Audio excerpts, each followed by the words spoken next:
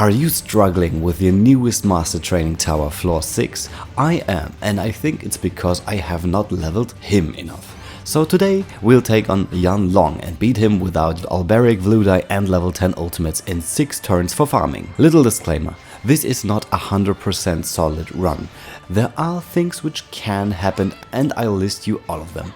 If he uses all of his twofold bash on only one character at turn 2 and also crits his broad bash, hits A2 with the Blossom Eyes, hits her with the Draconic Bash in turn 3, and one turn later hits her again with the Blossoming Eyes, and crits the Draconic Bash on Nona in turn 3 if she's so underleveled as mine. But apart from that, you should be fine with exactly those steps I take. So without further ado, let's take Yanlong down in 6 turns. So the first thing you want to know is that Tressa is a bit faster than Lars, otherwise Tressa's priority wouldn't hit before Lars, and this is a very important thing for the breaks. So let's get into the first shield shavings here, and I also do the torrent formation with Richard right from the start, because Fiora can boost herself a bit, but not as hard, but I had to place Richard somewhere, and the buff from the net is also very important, so you can miss on Fiora here. Okay, let's get into the second turn where we're going to change almost the whole formation. We're going for Nona's Immeasurable Might and we're going to shield shave a bit with a Nicola, and the Masterful Cheer will hit the whole front row before this is going to happen.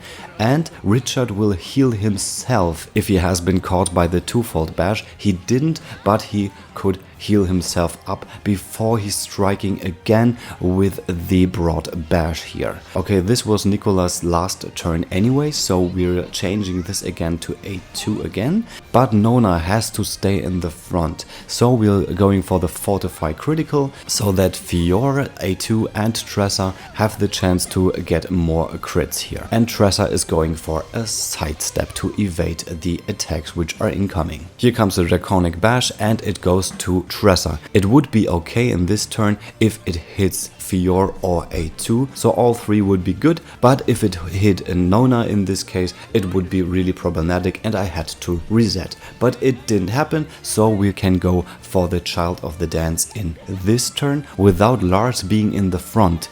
And this is very important because of the speed boost he would get, because Tressa isn't getting the speed boost because she's behind Lynette, and this would make Tressa slower and her priority would be slower too, and I can't allow this to happen.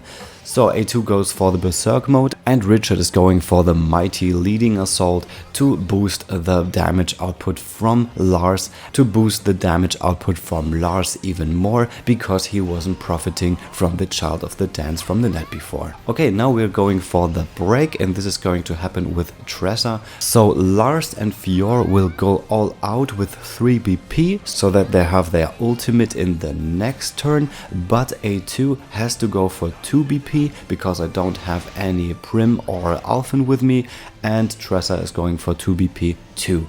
And this is because with the next turn Lars will go for his ultimate and this will hit Prio, and I can reduce the defense even more so that the next attack of A2 will hit even harder. Apart from that, Richard is full health and will boost the whole crew with the King's Pride, so this turn I will do max damage with all of the characters. And the last hit by Fiora is going to end this. An amazing fight, but it was hard to execute it so that it works that well. But now I explain you more in the team composition. Okay, the first thing I wanted to talk about is the speed.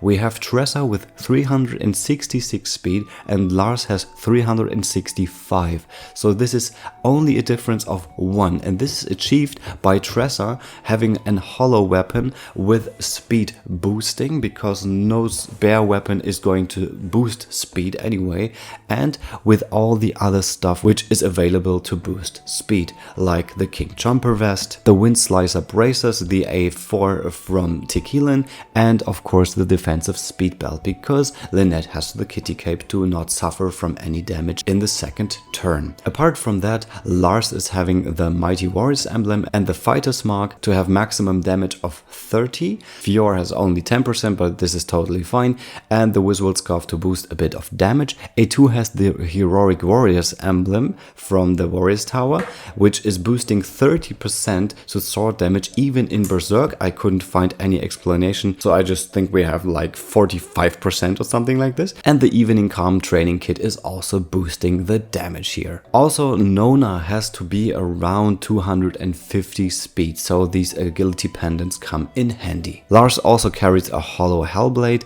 and has the Wild Blazing slash potency up by 14%, which is really amazing and is helping this fight. I even forgot to equip the hollow Hellblade on Fior too.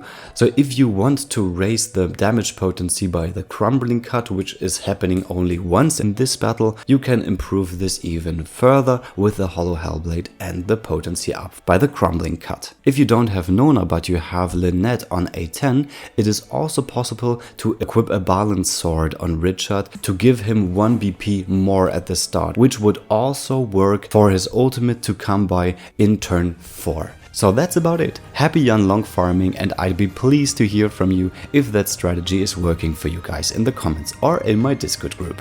And if you'd like this channel to class up, I really appreciate a subscription and thumbs up. See you next time. You're free to play.